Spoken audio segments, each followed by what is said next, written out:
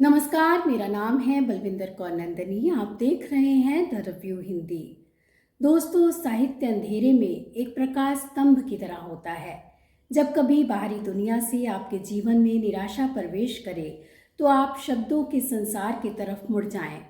ये यात्रा न सिर्फ आपको अपने भीतर गहरे ले जाएगी, बल्कि मनुष्यता के बेहतर भविष्य में आपके विश्वास को और मजबूत बनाएगी। मैं अक्सर शब्दों के सफ़र पर निकलती हूँ तो खुद को और संसार को समझने के कुछ अनूठे सूत्र मुझे मिलते हैं। आज मैं आपसे अपनी एक पसंदीदा कहानी के बारे में बात करना चाहती हूँ। लेखक महीप सिंह द्वारा रचित पानी और पुल हिंदी की प्रसिद्ध कहानियों में से एक है।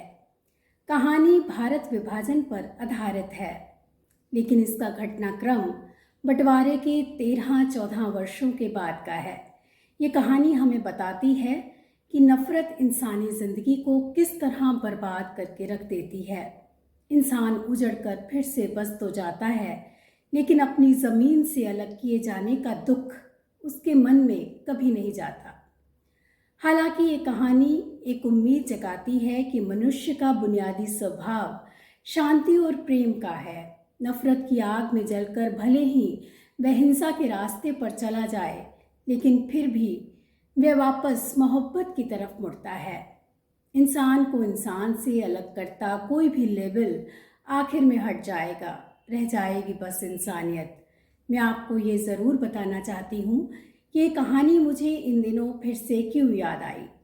दरअसल आज दुनिया में 2 युद्ध लड़े जा रहे हैं।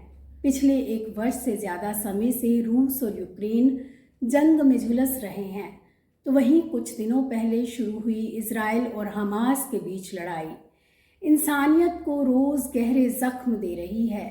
इन युद्धों की गूंज पूरे विश्व में सुनाई दे रही है। ये डिजिटल दौर है और सोशल मीडिया पर इन युद्धों के समर्थक अच्छी खासी संख्या में देखे जा सकते हैं।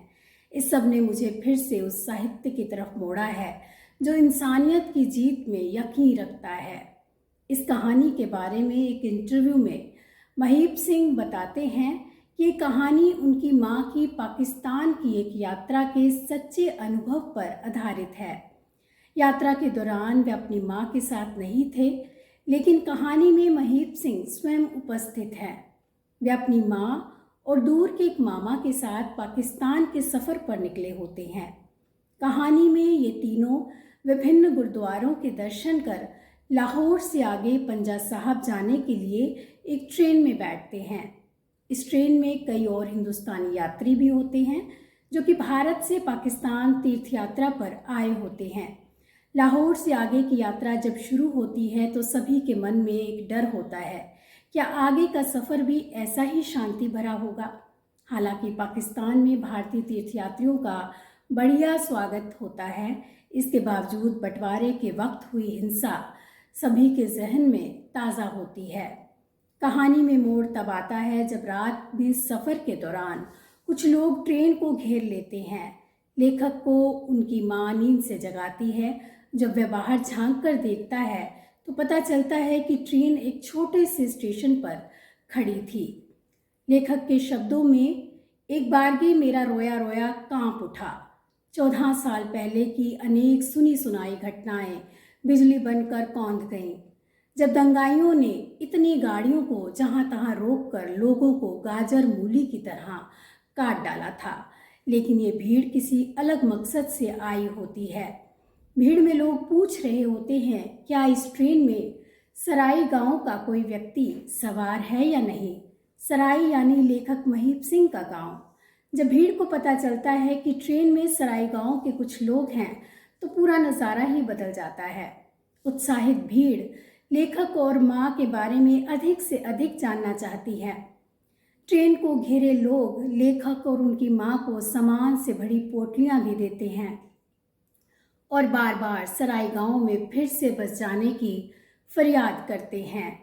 काफ़ी देर बाद जब ट्रेन आगे बढ़ती है तो झेलम के पुल के ऊपर से गुजरती है।